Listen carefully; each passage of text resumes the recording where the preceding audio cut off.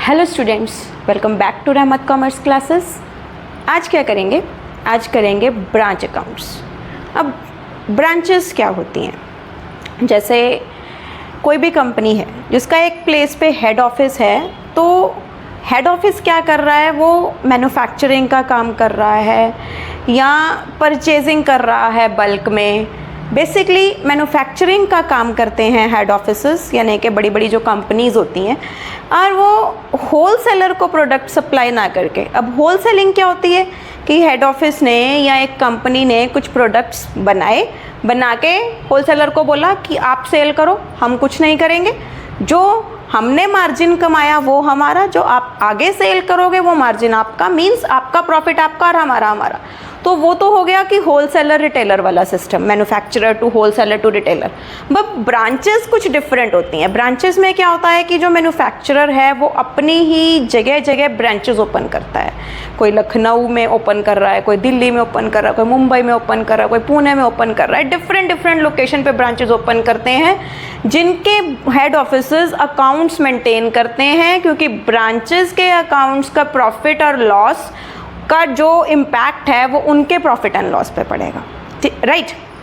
अच्छा, अब अगर हम ब्रांचेस को जगह जगह हम ब्रांचेस ओपन कर रहे हैं, तो हर एक जो ब्रांच का अकाउंट है वो आपको मेंटेन करना पड़ेगा। अब मेंटेन करने के लिए कुछ स्पेसिफिक प्रोसीजर फॉलो करना पड़ता है, राइट। अब ब्रांचेस के अकाउंट्स मेंटेन करने में एक पर्पस और भी होता है हमारा, कि जो ब्रांच सपोज करो कोई लॉस में जा रही है, कोई प्रॉफिट में जा रही है। अब जो लॉस मेकिंग ब्रांच है वो ऑन दी होल आके प्रॉफिट मेकिंग ब्रांच का प्रॉफिट अल्टीमेटली कम हो जाएगा जब हम उसे कोलैब करेंगे, मतलब इकट्ठा प्रॉफिट करेंगे। तो हेड ऑफिस कई बार डिसीजन ले लेता है कि ये स्पेसिफिक ब्रांच जो है वो क्लोज कर देनी चाहिए, because it is not generating any profit, in fact it is disturbing my P&L account. तो ब्रांच अकाउंट्स बनाने बहुत ज़्यादा ज़रूरी हैं अपने इन्हीं डिसीजंस को लेने के लिए। तो आइए सीखते हैं ब्रांच अकाउंट बनाया कैसे जाता है। लेट अस सपोज हम एक स्पेसिफिक ब्रांच का ब्रांच अकाउंट बना रहे हैं, तो कुछ फॉर्मेट आप बनाएंगे। बहुत सिंपल सा फॉर्मेट है। अब एक एक पॉइंट को ध्यान से समझना है। देखिए, जो एसेट्स हैं ब्रांच की वो हेड ऑफिस की हैं, जो लाइबिलिटीज़ की हैं ब्रांच की वो भी हेड ऑफिस की हैं। तो जो एक्सपेंसेस हो रहे हैं ब्रांच में उसके लिए भी हेड ऑफिस रिस्पॉन्सिबल है। अब हेड ऑफिस जो है वो अपने ब्रांचेस को कुछ प्रोडक्ट्स या कुछ सामान सप्लाई कर रहा है। ब्रांचेस भी दो तरह की होती हैं, डिपेंडेंट और इंडिपेंडेंट। डिपेंडेंट ब्रांचेस वो होती हैं जो सिर्फ हेड ऑफिस से ही प्रोडक्ट्स ले रही हैं, और इंडिपेंडेंट ब्रांचेस वो होती हैं जो अपने बेस पे लोकल मार्केट में लोकल डिमांड को देख के कोई प्रोडक्ट्स खुद भी खरीद रही हैं और हेड ऑफिस से भी ले रही हैं, राइट। तो अगर सारा का सारा प्रोडक्ट यानी कि सारा जो आपका गुड्स हैं वो आपको हेड ऑफिस सप्लाई कर रहा है, तो वो ब्रांच बन जाती है डिपेंडेंट ब्रांच। अब अगर एसेट्स भी हेड ऑफिस की, लाइबिलिटीज़ भी हेड ऑफिस की, एक्सपेंसेस भी हेड ऑफिस पे कर रहा है, तो ऑब्वियसली जो अमाउंट है, जो रेमिटेंस है, जो सेल्स प्रोसीड्स हैं, वो सारे किसके पास आने चाहिए? हेड ऑफिस के पास आने चाहिए। तो आइए सीखते हैं ब्रांच अकाउंट कैसे बनाया जाता है।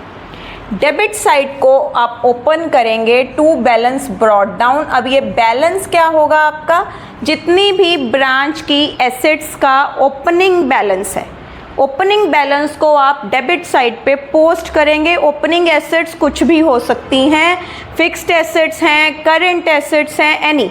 You can say cash, you can say debtors, stock, fixed assets,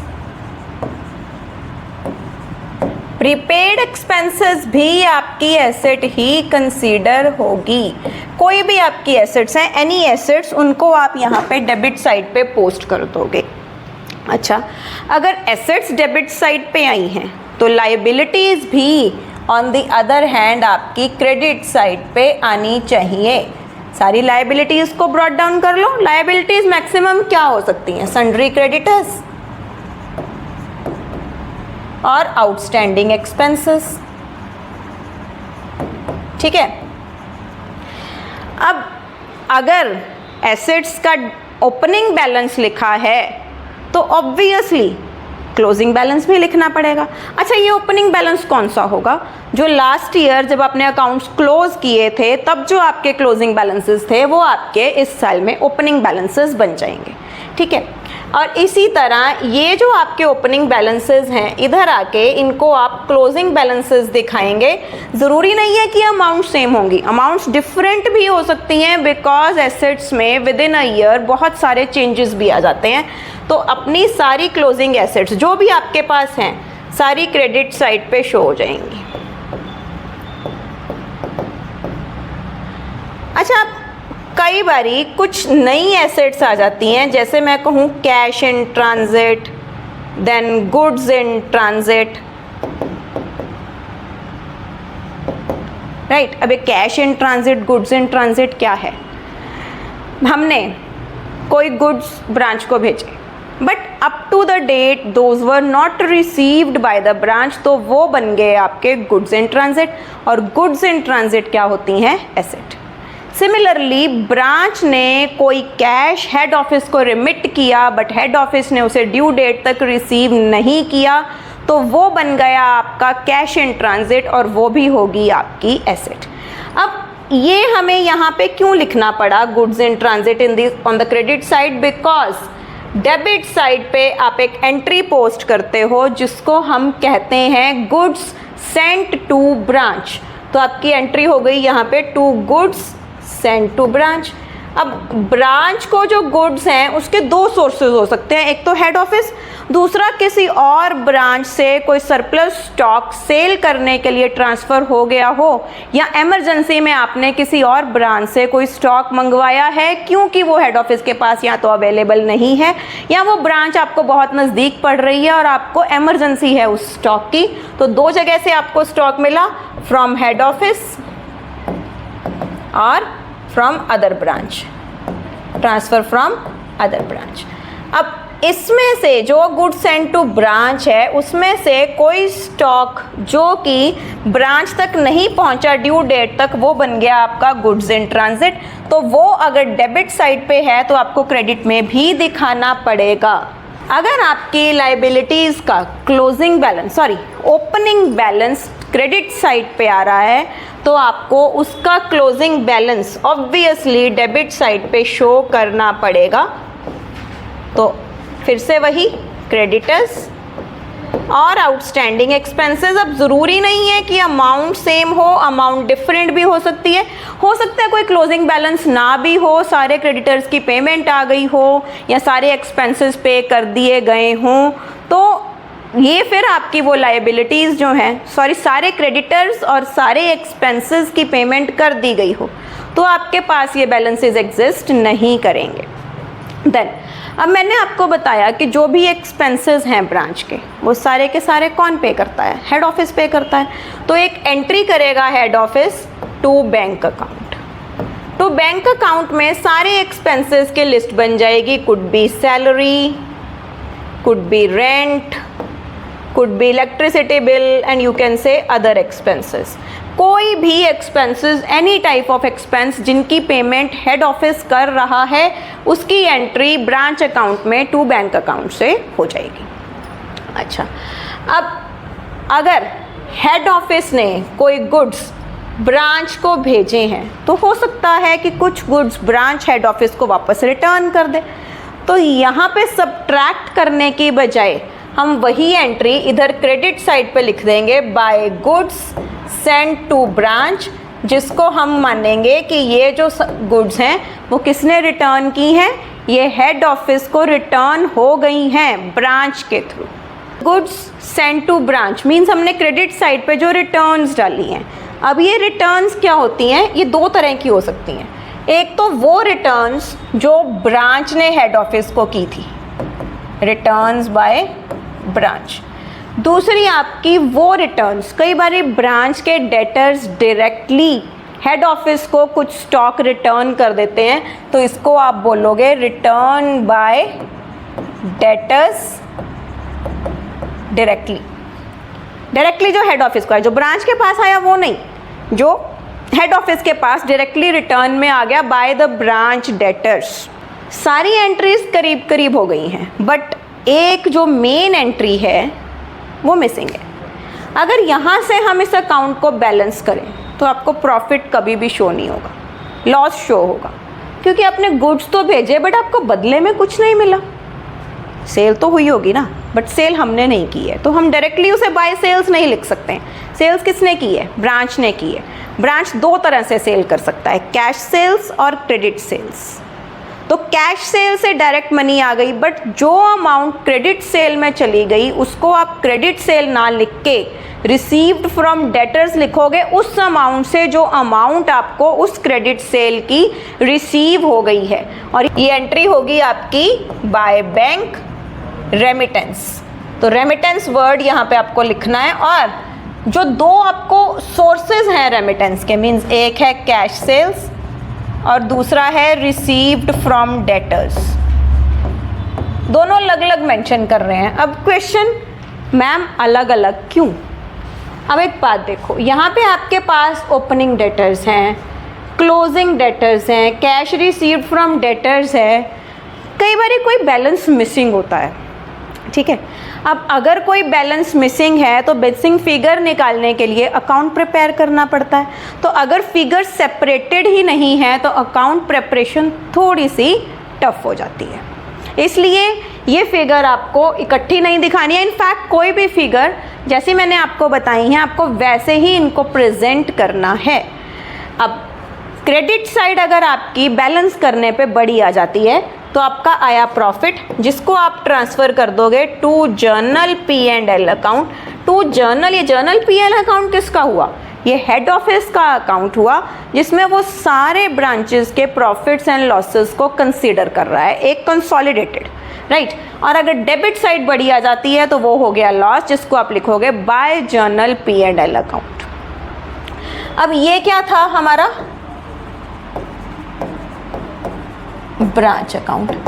अगर यहाँ से आपको बोला जाए कि आप जर्नल एंट्रीज पास करो तो बेसिकली सिंपल जर्नल एंट्री सीधा पास करनी थोड़ी सी टफ लगती हैं। हाँ, एक बार करने पे, कंसेप्ट करने पे आ जाएंगी, सीधी एंट्रीज भी आ जाएंगी, बट अगर डिराइव करनी हो तो कैसे बनेगी?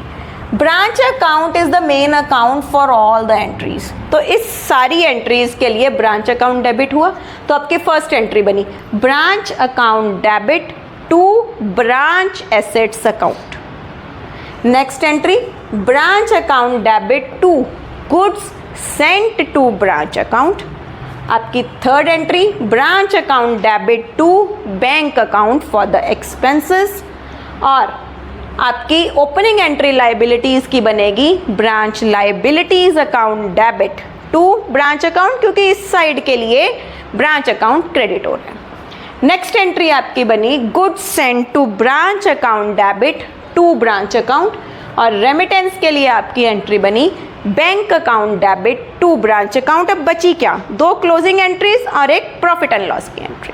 अब क्लोजिंग एंट्री इस साइड में, एसेट्स उधर थी पहले, तो अब एसेट्स हो जाएंगी क्रेडिट और अब एसेट्स हो जाएंगी डेबिट और ब्रांच हो जाएगा credit.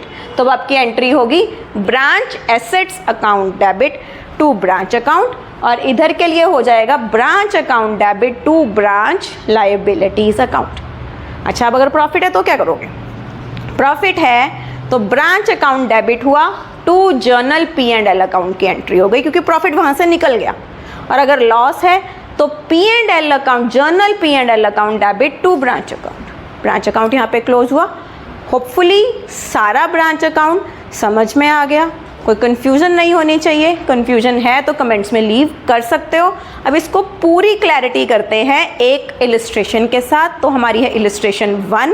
Jain brothers having their head office at Delhi and branch at Calcutta, following are the transactions of the branch for the year ended 31 March 2018। कुछ ओपनिंग बैलेंसेस गिवन हैं, क्लोजिंग बैलेंसेस गिवन हैं।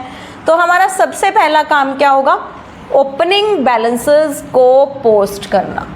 Opening balances हमारे पास assets के हैं but liabilities के नहीं हैं, तो क्लोजिंग बैलेंस भी एसेट्स के हैं, लाइबिलिटीज़ के नहीं हैं। ज़रूरी नहीं है कि लाइबिलिटीज़ के या हर एक एसेट के बैलेंसेस हों ही हों, डिपेंड करेगा आपके क्वेश्चन की situation.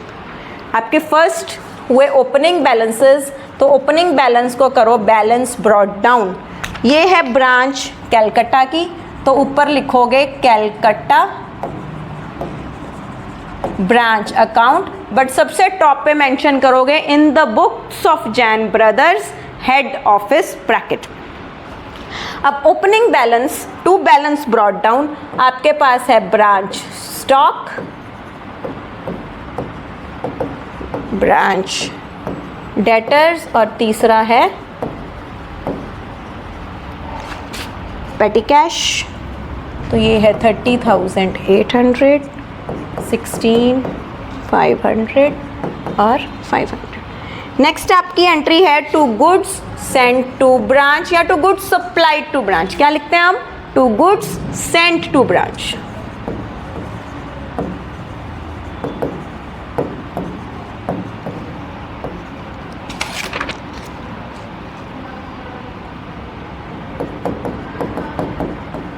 Okay, next it says remittance from branch, तो by bank. Cash sales,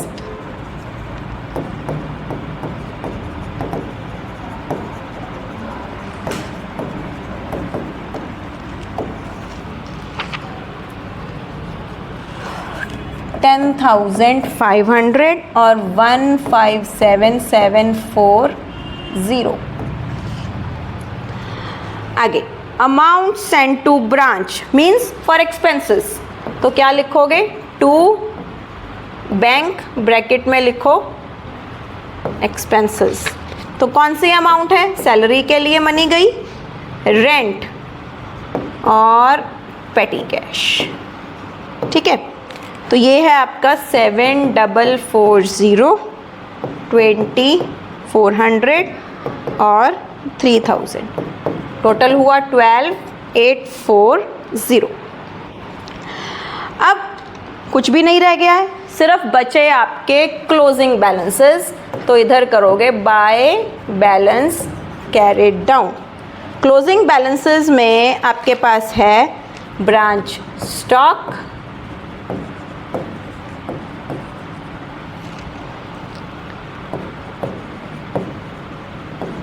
branch debtors और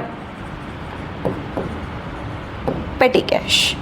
तो ये अमाउंट आई आपकी 23,150, 50,460 और 750। Your branch account is complete. हमारी क्रेडिट साइड डेबिट साइड से बड़ी है, तो विल गेट प्रॉफिट और कहाँ ट्रांसफ़र होगा? टू जर्नल P&L अकाउंट, और वो अमाउंट आएगी 30,760। टोटल कीजिए और अकाउंट को करिए बंद। ये था आपका ब्रांच अकाउंट। कौन सी ब्रांच का? कैलकटा ब्रांच का account in the books of Jain brothers. कौन सी ब्रांच का अकाउंट? कैलकटा ब्रांच का account in the books of Jain brothers. Jain brothers कौन थे? Head office. अब यहाँ पे आपने सारे ओपनिंग क्लोजिंग बैलेंसेस पोस्ट किए, कितने गुड्स भेजे, कितने एक्सपेंसेस हुए, कितनी मनी आई, और डिफरेंस मिला आपको क्या? डिफरेंस मिला आपको प्रॉफिट। आई होप डिस्क्रिप्शन समझ में आई, क्वेश्चन समझ में आया। तो आज के लिए मुझे लगता है इतना काफ़ी है, क्योंकि आपको क्या करना है? ये डिस्क्रिप्शन समझनी है, बैक एक्सरसाइज से क्वेश्चंस ट्राई करने हैं। कोई भी प्रॉब्लम्स हैं मुझे कमेंट सेक्शन में लीव करना है। I try my best to solve all your problems. That's all for today. See you in the next video.